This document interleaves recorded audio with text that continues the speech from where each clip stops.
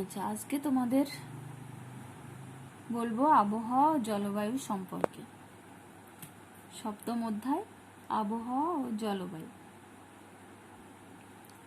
আবহাওয়া কি? প্রথমে আমরা জানবো আবহাওয়া কি। দেখো, আমরা দেখি যে একদিন হয়তো সকালবেলা উঠলে সকালবেলায় দেখা যাচ্ছে যে খুব রৌদ্রোজ্জ্বল একটি পরিবেশ, তার কিছুক্ষণ পরেই আর সূর্যকে দেখা যাচ্ছে না, আকাশে মেঘ দেখা গেল। তারপর দেখা গেল যে দুপুরবেলা বৃষ্টি হলো, বৃষ্টি হওয়ার পরেই আবার দেখা যাচ্ছে বিকেলবেলা আবার পরিষ্কার ঝলমলে আবহাওয়া। তাহলে এই যে একটা দিনেই বিভিন্ন সময় বিভিন্ন রকমভাবে পরিবেশের আবহাওয়াটা পাল্টে যাচ্ছে, এটাই হচ্ছে কি আবহাওয়া। তাহলে আবহাওয়া বলতে আমরা কি বুঝি? আবহাওয়া বলতে বুঝবো যে কোনো একটি নির্দিষ্ট স্থানের নির্দিষ্ট সময়ের বায়ুর উষ্ণতা, বায়ুর আর্দ্রতা, মানে বায়ুতে উষ্ণতা কেমন রয়েছে, বা বায়ুর আর্দ্রতা, বায়ুটা আর্দ্র কিনা সেটা কেমন, বায়ু চাপ, বায়ুর একটা চাপও রয়েছে সেটা কেমন, বায়ু প্রবাহ, বায়ু কেমন প্রবাহিত হচ্ছে, বা মেঘাচ্ছন্নতা, মেঘের অবস্থা বা পরিমাপ, এর অবস্থাকে বোঝায়। তাহলে আমরা আবহাওয়া বলতে কি বুঝবো? আবহাওয়া বলতে কোনো একটি নির্দিষ্ট স্থানের নির্দিষ্ট সময়ের বায়ুর উষ্ণতা, বায়ুর আর্দ্রতা, বায়ুচাপ, বায়ু প্রবাহ, মেঘাচ্ছন্নতা এর অবস্থাকে আমরা আবহাওয়া বলবো, বা আবহাওয়া বলতে এগুলিকে বুঝবো। এবার দিনের বিভিন্ন সময়ে আবহাওয়া বদলাতে পারে, তোমাদের যেমন বললাম, আবার কখনো অল্প সময়ের মধ্যেও আবহাওয়া বদলে যেতে পারে। এবার দেখো, আমরা জানি কি, তাহলে আবহাওয়া আমরা জানলাম। এবার দেখব জলবায়ু। জলবায়ু কি? তাহলে আবহাওয়া একটি সময়ে একটি দিনে বিভিন্নভাবে বিভিন্ন সময়ে চেঞ্জ হয়ে যাচ্ছে, কিন্তু জলবায়ুটা কি? জলবায়ু হচ্ছে কোনো অঞ্চলের প্রায় 30 থেকে 35 বছরের আবহাওয়ার গড় অবস্থা হলো ওই অঞ্চলের জলবায়ু।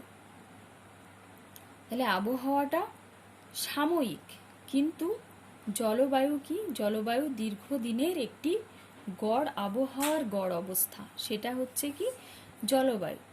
কোনো অঞ্চলের জলবায়ু বছরের পর বছর প্রায় একই রকম থাকে। যেমন আমরা জানি পশ্চিমবঙ্গের জলবায়ু ক্রান্তীয় মৌসুমী জলবায়ু, মৌসুমী জলবায়ুর অন্তর্গত, এখানে একই রকম থাকে। জলবায়ুটা কি?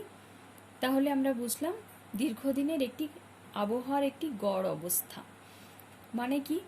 আমরা জানি যে 6টি ঋতু রয়েছে, তাই তো? কি কি 6টি ঋতু তোমরা জেনেছ। তাহলে গ্রীষ্মকালে কি হচ্ছে? গ্রীষ্মকালটা আমরা জেনে নিচ্ছি যে এটা গরমকাল, গরম পড়বে। বর্ষাকালটা বৃষ্টি হবে, বৃষ্টি হতেই পারে, এরকম একটা আবহাওয়াকে নির্দেশ করে। শীতকালে শীত বেশি কম বেশি হবে, এরকম একটা আবহাওয়াকে নির্দেশ করে।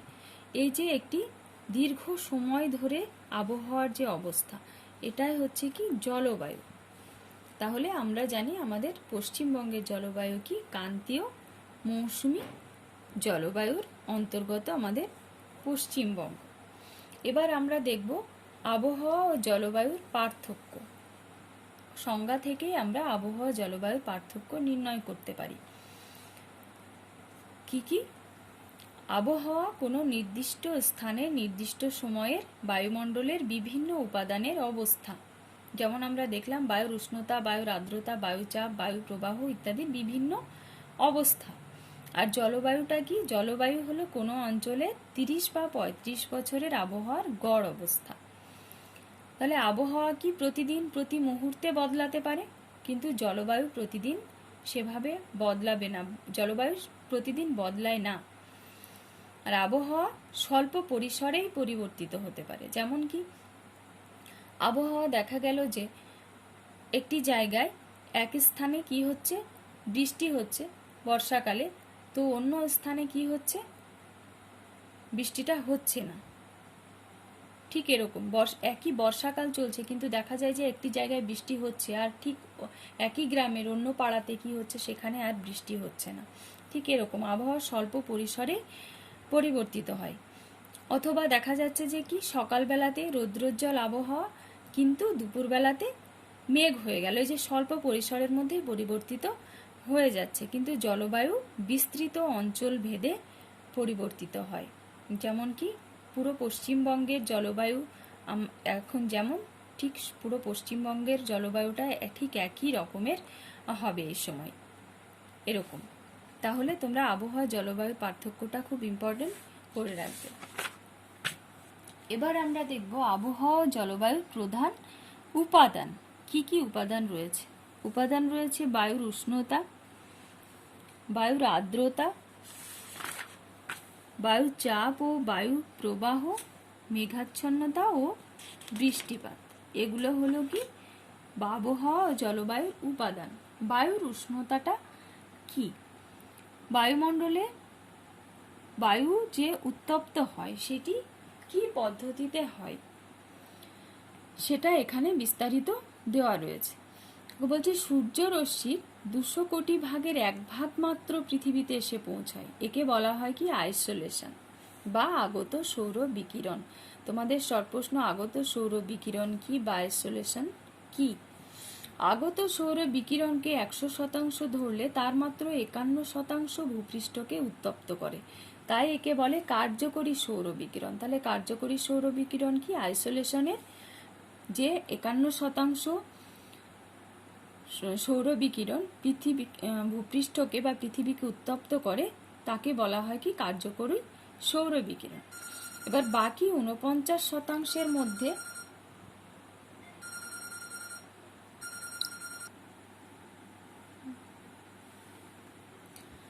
বাকি 49%-এর মধ্যে 35% মহাশূন্যে ফিরে যায়, একে বলে অ্যালবেডো।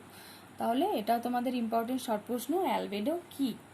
তাহলে আগত সৌর বিকিরণকে 100% ধরলে তার মধ্যে 51% ভূপৃষ্ঠকে উত্তপ্ত করে, যাকে বলে কার্যকরী সৌর বিকিরণ।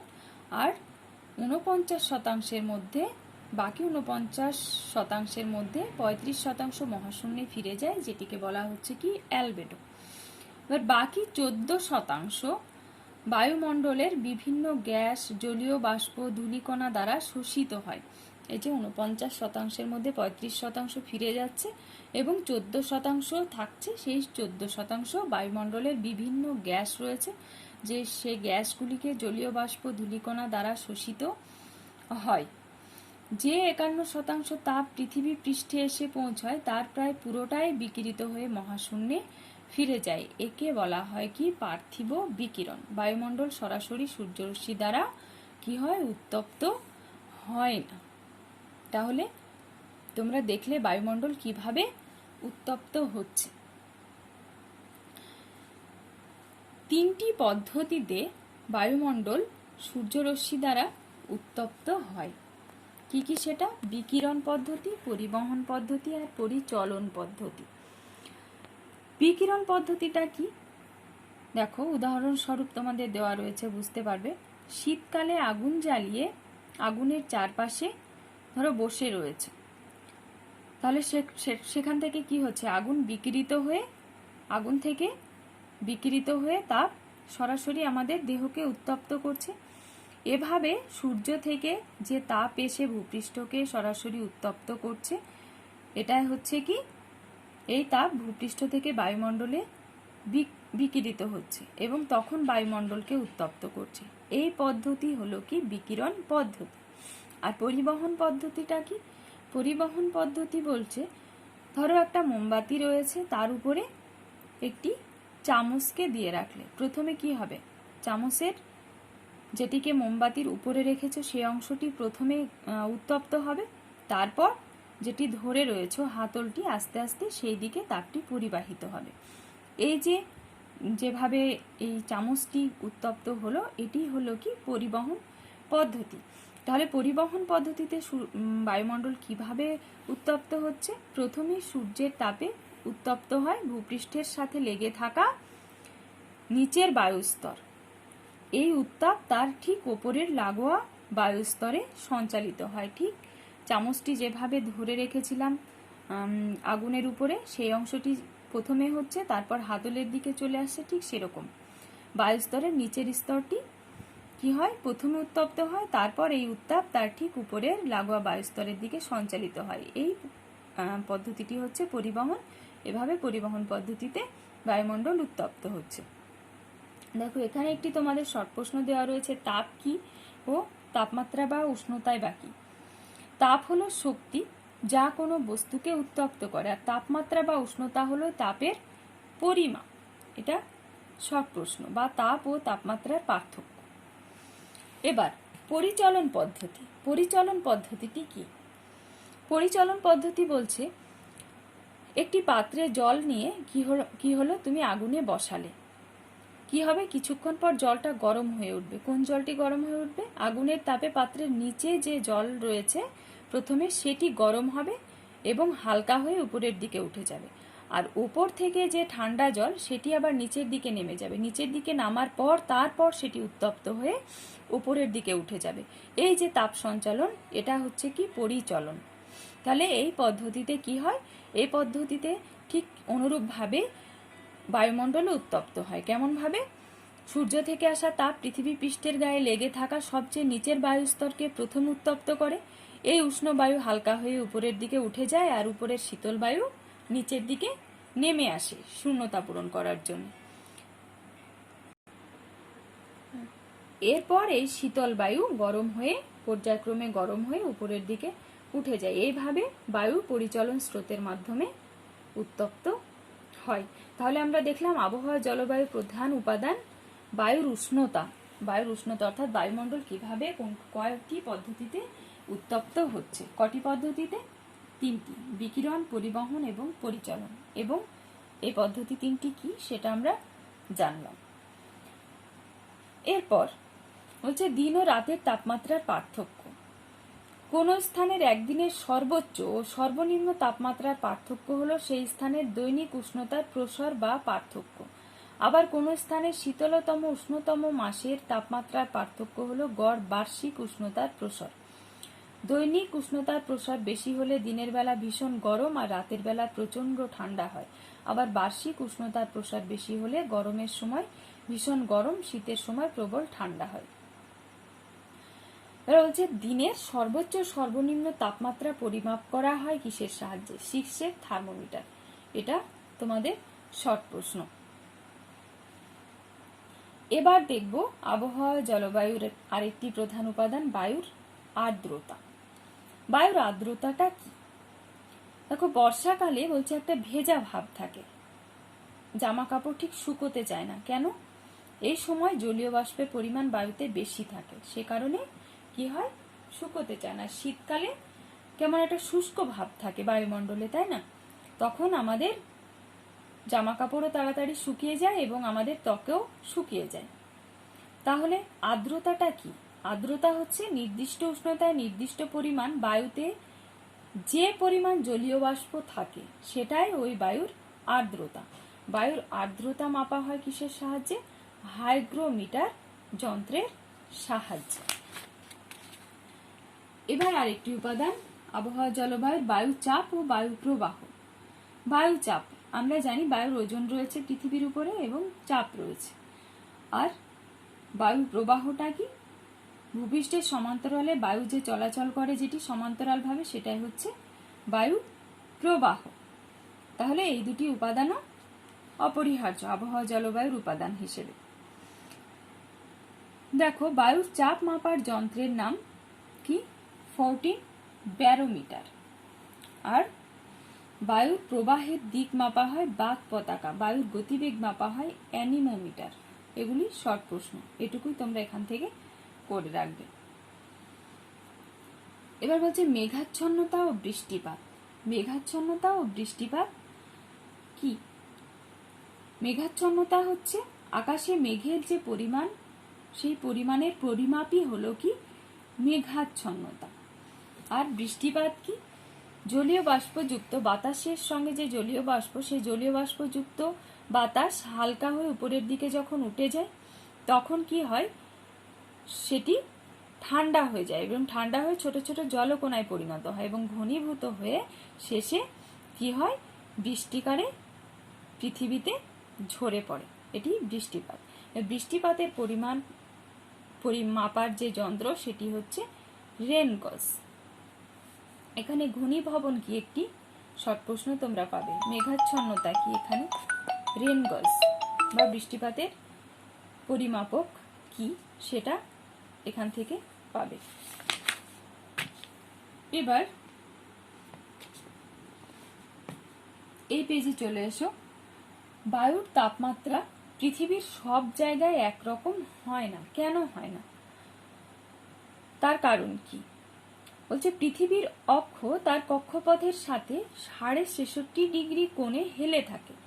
গরমকালে ভূপৃষ্ঠের উপর সূর্যরশ্মি প্রায় সোজা বা লম্বভাবে পড়ে, ফলে উষ্ণতা বেশি হয়।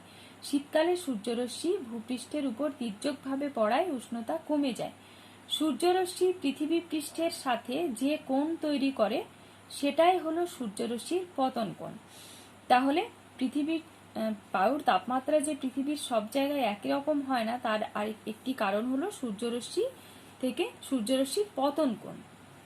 এটি পৃথিবীর যে অংশে সূর্যের তাপ লম্বভাবে পড়ে সেখানে বেশি গরম হয়, আর যেখানে তির্যকভাবে পড়ে সেখানে ততটা গরম হয় না। আবার যেখানে বেশি তির্যকভাবে পড়ে সেখানে সারা বছর খুব ঠান্ডা থাকে। তির্যকভাবে মানে এইরকম একটু হেলানো অবস্থা, লম্বভাবে এটি তোমরা দেখতে পাচ্ছ। তির্যকভাবে যেখানে পড়ে সেখানে ততটা গরম হয় না, আর লম্বভাবে পড়লে সূর্যরশ্মি সেখানে গরম হয়। তাহলে যে একই হয় না, সমতা বজায় থাকে না পৃথিবীর সব জায়গায় তাপমাত্রা, তার একটি কারণ হলো সূর্যরশ্মির পতন কোণ। এবার দেখব উচ্চতা বৃদ্ধির সাথে উষ্ণতা হ্রাস, এটাও একটি কারণ। হচ্ছে ভূপৃষ্ঠ সূর্যের তাপ শোষণ করে উত্তপ্ত হয়। ভূপৃষ্ঠ থেকে উপরের দিকে তাপমাত্রা ক্রমশ কি হয়, কমতে থাকে। প্রতি 165 মিটার উঁচুতে 1 ডিগ্রি সেন্টিগ্রেড করে অথবা প্রতি 1000 মিটার উচ্চতায় 6.5 ডিগ্রি সেন্টিগ্রেড হারে তাপমাত্রা কমে যায়। যে স্থান সমুদ্রের যত কাছে অবস্থিত সেখানে তাপমাত্রার প্রসার তত কম হয়, অর্থাৎ জলবায়ু সমভাবাপন্ন হয়। তাহলে এখান থেকে তোমরা দেখলে পৃথিবীর সব জায়গায় তাপমাত্রা সমান হয় না, তার একটি কারণ সূর্যরশ্মির পতন কোণ ও উচ্চতা বৃদ্ধির সাথে উষ্ণতা হ্রাস, এই দুটি কারণ। এবার দেখব সমষ্ণ রেখা কি। সমষ্ণ রেখা পৃথিবীর মানচিত্রে সমান গড় উষ্ণতা যুক্ত স্থানগুলোকে যে রেখা দ্বারা যুক্ত করা হয় তাকে সমষ্ণ রেখা বলে। তাহলে সমষ্ণ রেখা কি? পৃথিবীর যে মানচিত্র রয়েছে সেখানে সমান গড় উষ্ণতা যুক্ত যে স্থানগুলোকে যে রেখা দ্বারা যুক্ত করা হয় তাকে সমষ্ণ রেখা বলে। বৈশিষ্ট্যটা কি? এর বৈশিষ্ট্য হচ্ছে দুটো জায়গার মধ্যে উষ্ণতার পার্থক্য বেশি হলে সমষ্ণ রেখাগুলো কাছাকাছি, উষ্ণতার পার্থক্য কম হলে সমষ্ণ রেখাগুলো দূরে দূরে অবস্থান করে। আর উত্তর গোলার্ধের চেয়ে দক্ষিণ গোলার্ধে জলভাগ বেশি থাকায় এই গোলার্ধের সমষ্ণ রেখাগুলো কি হয়, দূরে অবস্থান করে। আর সমষ্ণ রেখা কাছাকাছি অবস্থান করলেও কখনো কি করে, পরস্পরকে ছেদ করে না। তাহলে এই গেল সমষ্ণ রেখা কি এবং তার বৈশিষ্ট্য, এমনকি টিকাকারেও এটি আসতে পারে। পৃথিবীর তাপমণ্ডলটা কি? বলছে নিরক্ষীয় অঞ্চল থেকে, ধরো এরকম একটা পৃথিবী, মিডিল বরাবর কি নিরক্ষীয় অঞ্চল আমরা জানি। তো নিরক্ষীয় অঞ্চল থেকে দুই মেরুর দিকে, অর্থাৎ এদিক উত্তর মেরু এবং দক্ষিণ মেরুর দিকে দুই মেরুর দিকে তাপের পরিমাণ ক্রমশ কমে। কারণ হলো সূর্যরশ্মির পতন কোণের তফাৎ। আমরা জানি সূর্যরশ্মির পতন কোণের কারণে তাপমাত্রার পার্থক্য হচ্ছে পৃথিবীতে।